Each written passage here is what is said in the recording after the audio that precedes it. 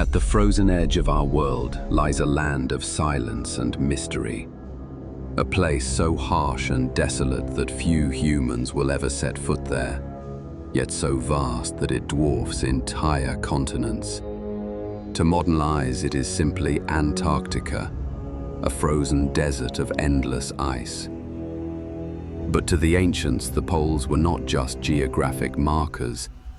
They were gateways, portals where the boundaries between worlds grew thin, where gods descended and hidden realms lay just beyond the veil of snow and shadow.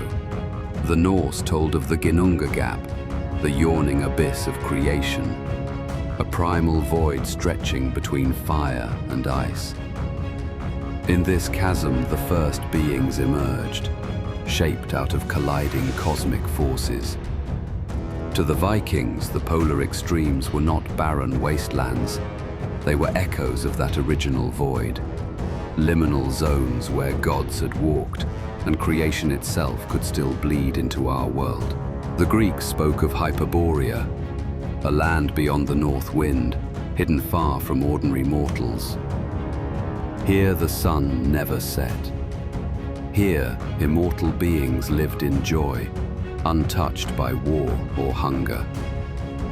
Ancient historians described Hyperborea with an almost scientific precision, as if they truly believed such a land lay at the pole, cloaked in ice, yet home to a superior race of shining ones.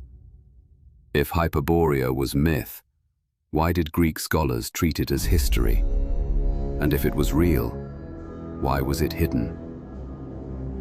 The Sumerians, among the world's first record keepers, told of the land of Kur, a place beyond the known world, where gods entered the underworld through secret gates. These gates were said to lie at the very edges of the earth, beneath mountains of ice and snow, guarded fiercely so no mortal could trespass. The Kur was both a realm of the dead and a passageway between worlds. Could the polar regions, locked away in eternal ice, be those gates described in their ancient tablets? Legends from Tibet speak of Shambhala, a hidden kingdom nestled in snow-capped mountains, accessible only to those with pure spirit and divine favor. Travelers who claimed to glimpse it described radiant beings, vast halls of knowledge, and gateways that shimmered like stars. While many placed Shambhala in the Himalayas, some traditions whisper of entrances at the poles, where the ice itself concealed paths into another world. And then there are the maps.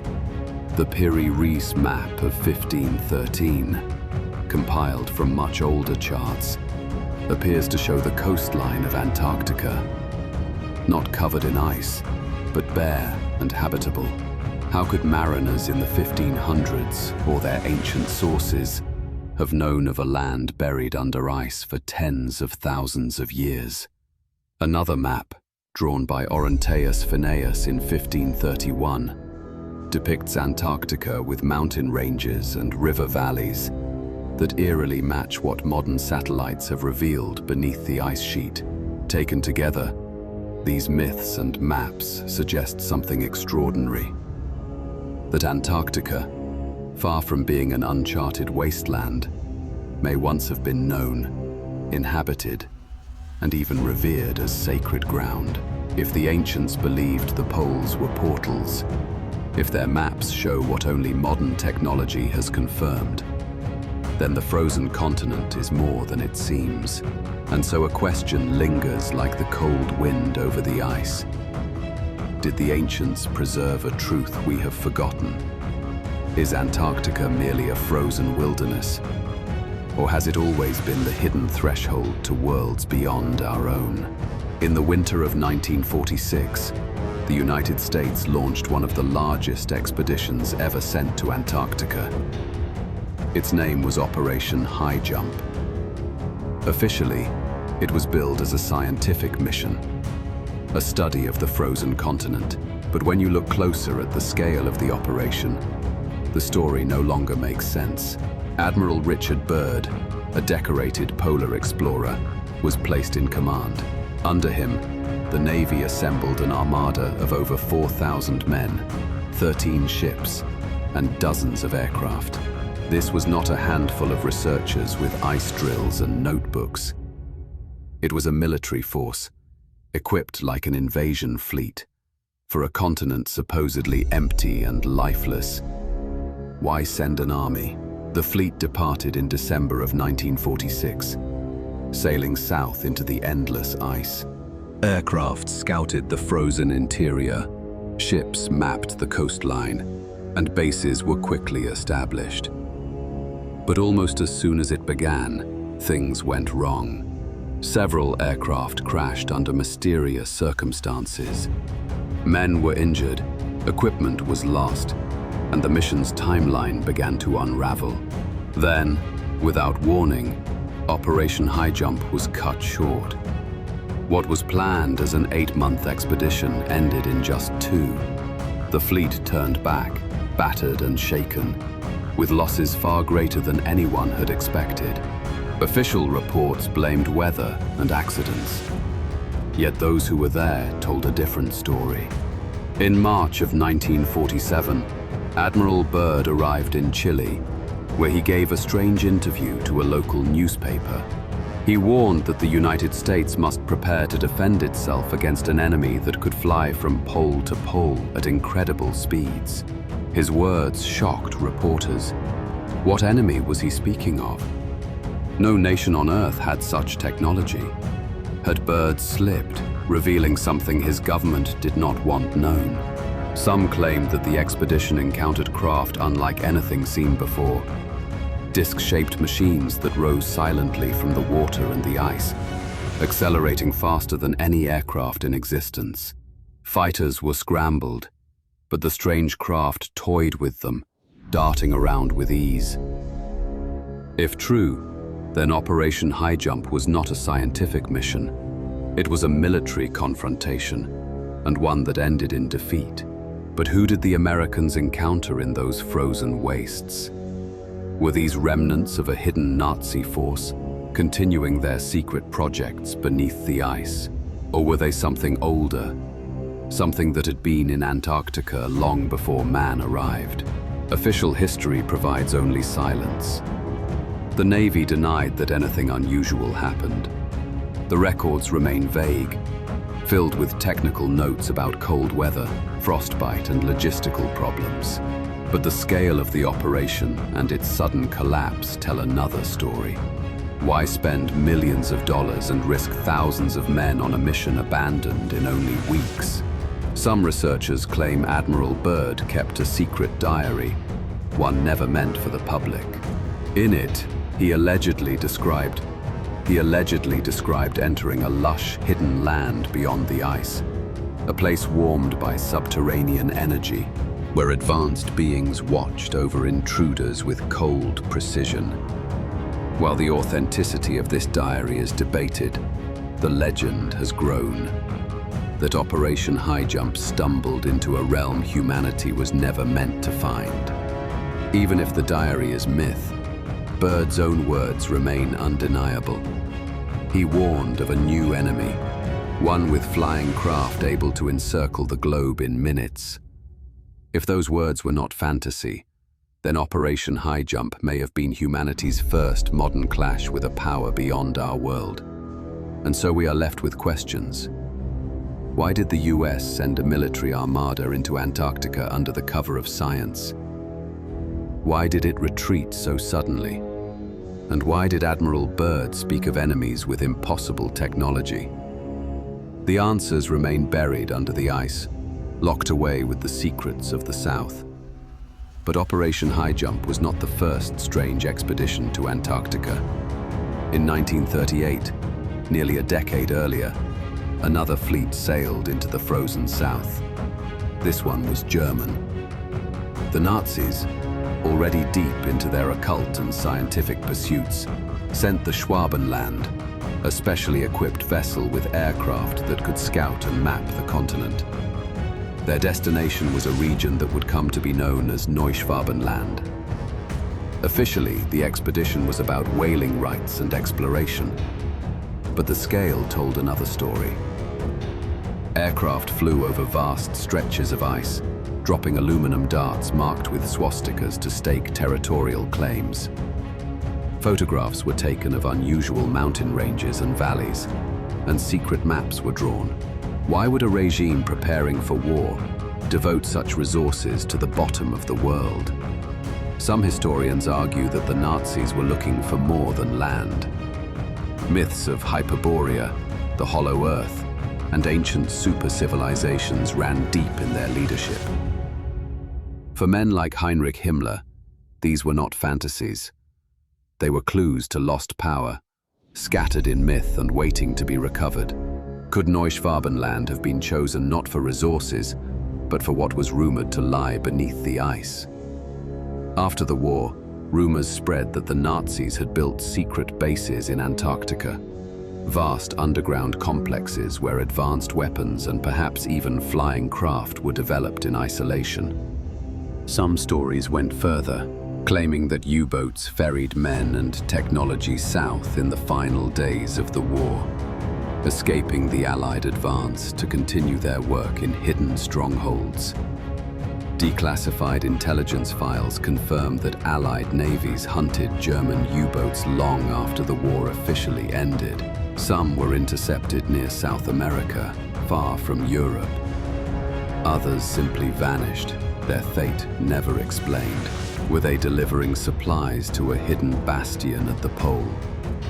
Or was this merely paranoia in a world scarred by war? One of the most enduring legends is of Base 211, a supposed Nazi fortress buried deep beneath the ice of Neuschwabenland. According to post-war whispers, it was a self-sustaining outpost, powered by geothermal heat, with hangars large enough to house disc-shaped craft. If this base existed, it would explain why Operation Highjump carried the weight of an invasion force. Because Antarctica was not empty, but occupied. The connection between Nazi technology and the UFO phenomenon has fueled speculation for decades. Tales of Die Glocke, the bell, describe a device that bent gravity itself, glowing with eerie radiation, and possibly capable of flight. Witnesses claim it was tested in secret in the forests of Poland, then transported out of Europe as the war collapsed. Antarctica is often named as its final destination. Could the strange craft Admiral Byrd allegedly faced in 1947 have been the continuation of these experiments, perfected under the ice? Even the Nazis' own words lend fuel to the fire. Speeches and documents spoke of a last battleground and a fortress at the ends of the earth. To most, these were metaphors. To others, they were clues, hints that Antarctica was more than a scientific curiosity. If the Nazis did establish a base in Antarctica, the implications are staggering. It would mean that humanity's first venture into flying saucer technology was not alien, but human, born of desperation, hidden in the ice, and later rediscovered in secret. But if they did not, why do so many post-war accounts and intelligence reports point to the south? Why do legends of Neuschwabenland refuse to die, even as officials dismiss them as fantasy? Perhaps the answer lies in what came after. The United States sent its armada to Antarctica less than 10 years after the Nazi expedition. The official story says Highjump was about research. The unofficial story says it was about confrontation. If there was nothing in the ice, what exactly did Byrd's fleet expect to find? Antarctica, once a frozen mystery, had become a strategic obsession. And in that obsession, the shadows of Neuschwabenland still loom large, raising a haunting question. What really lies beneath the ice? For centuries, whispers of hidden worlds beneath our feet have refused to fade. From Norse sagas to Tibetan texts, the poles were never barren wastelands. They were thresholds. Ancient myths describe radiant kingdoms beneath the mountains, guarded gates at the edges of the earth, and portals through which gods and shining beings came and went. To many, these are simply stories. But in Antarctica, the myths collide with modern secrecy, producing a chilling possibility that the frozen continent conceals something humanity was never meant to see. At the heart of these legends lies one of the most controversial documents in history, the alleged secret diary of Admiral Richard Byrd, the same explorer who commanded Operation Highjump and Operation Deep Freeze is said to have written an account of a flight beyond the ice. According to the diary, Byrd flew into a region where the frozen world gave way to warmth. He described valleys lush with green, rivers flowing freely, and skies unlike any he had seen before. Most startling of all, he claimed to have encountered beings, advanced, radiant, and watchful, who warned humanity against its destructive path. If authentic, the diary would mean Byrd had discovered an entrance to a hidden world beneath or beyond Antarctica. It would mean the myths of Agartha, Shambhala, and Patala were not just fantasies but memories of real places. Historians dismiss the diary as a hoax. They argue it appeared long after Byrd's death with no corroborating evidence. Yet the story persists. It persists because it echoes myths across the globe. It persists because Byrd himself spoke cryptically of enemies with technology beyond comprehension. And it persists because even if the diary is myth, something about it resonates with a hidden truth we cannot quite name. Imagine what Byrd described: a vast, lush land concealed beneath the veil of ice. Beings of towering stature, radiant and wise, speaking of peace while demonstrating technology far beyond our own. Was this the hollow earth of myth? Was it a parallel realm, accessible through polar gates? Or was it something even stranger, a dimension overlapping our own, glimpsed only where the boundaries grow thin? If such a realm exists, it would explain much. It would explain the persistence of myths. It would explain the secrecy surrounding Antarctica. And it would explain why, to this day, humanity is forbidden to freely explore its icy heart. Modern anomalies only add to the intrigue. In 2016, satellite images appeared online showing a dark, oval-shaped void at the edge of the polar plateau. Nearly 3 miles across, its sharp edges contrasted with the surrounding ice. Some argued it was a cave entrance. Others said it was the collapsed dome of a buried structure.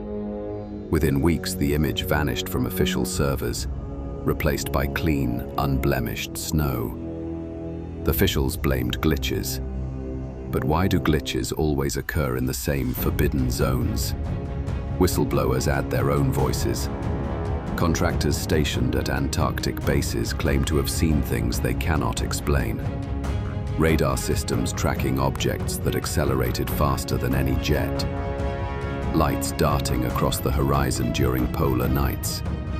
Warm air pouring from fissures in the ice, leading into caverns where smooth walls and metallic beams glimmered beneath frost. Some even speak of colossal stone doors, carved with symbols no one could decipher, sealing tunnels that plunged deep into the earth. Most of these stories are dismissed as fantasy, yet they echo the same patterns again and again. Gates, caverns, craft, guardians. From myths to modern testimonies, Antarctica emerges not as an empty land, but as a vault of ancient secrets, carefully hidden, carefully guarded. The idea of Antarctica as a stargate, a portal not only to hidden lands but to other worlds, has gained traction among researchers. Across cultures, the same motif recurs: gods arriving through gates of fire and ice. In Peru, the Gate of the Gods is said to open with a golden disc, allowing passage to other realms. In Egypt, Star maps and circular gates appear carved into temple walls, aligned with constellations. In Mesopotamia, tablets speak of divine beings passing through stargates into the world of men. If such gates exist, where better to conceal them than in Antarctica, a land no ordinary mortal could reach. And if Byrd truly saw what he claimed, beings of radiant power warning of humanity's destructive path, then perhaps the gates were not abandoned. Perhaps they are still active, still guarded, still hidden beneath the veil of ice. This theory also sheds light on Byrd's most cryptic warning. After Operation Highjump, he spoke of enemies capable of flying from pole to pole at incredible speeds. Was this a military adversary? Or was he describing travelers using gateways that allowed them to circle the globe in moments? Could Antarctica be less a continent than a doorway? A lock to a cosmic door humanity is not yet ready to open. Declassified files deepen the suspicion. Documents from Project Blue Book and other archives describe glowing disks seen near the Antarctic Circle, tracked by naval radar. Other files hint at objects rising from southern oceans, accelerating into polar skies, vanishing toward the ice. Even nuclear connections emerge. UFOs repeatedly appear near missile silos, nuclear tests, and submarines. Some suggest Antarctica houses monitoring stations, not human, but something older, watching us since the day we split the atom. If true, then Antarctica is not only a relic of ancient myths, but an active theater in the UFO phenomenon. It is both vault and stage, its secrets hidden not only in ice but in silence. The Antarctic Treaty, signed in 1959, sealed this silence. At the height of the Cold War, when the United States and the Soviet Union could not agree on anything, they suddenly came together to lock down an entire continent. No wars, no mines, no cities. Just controlled research, closely monitored and heavily restricted. To this day, the treaty remains unbroken. Antarctica is the only continent where no one may freely build, own, or explore. Why would bitter rivals cooperate so completely? Unless they had encountered something that forced their hands. To the public, Antarctica is barren. To the powers that rule, it is forbidden. Off limits not because it is empty, but because it is too full of truths too disruptive to reveal. And so the ice remains unbroken. Myths whisper of Hyperborea, Agartha, and Shambhala. Byrd's words hint of radiant beings and impossible craft. Whistleblowers speak of caverns and gates. Satellites reveal shapes that vanish overnight. Governments sign treaties to keep it all sealed away. Perhaps Antarctica is the graveyard of lost civilizations. Perhaps it is the fortress of hidden powers. Perhaps it is the stargate through which the gods came, and through which they may return. What is certain is this: Antarctica is not empty. It is occupied, and those who guard it do not want us to know. One day, perhaps sooner than we think, the silence will break. The gates will open, and the frozen continent will reveal not desolation, but everything.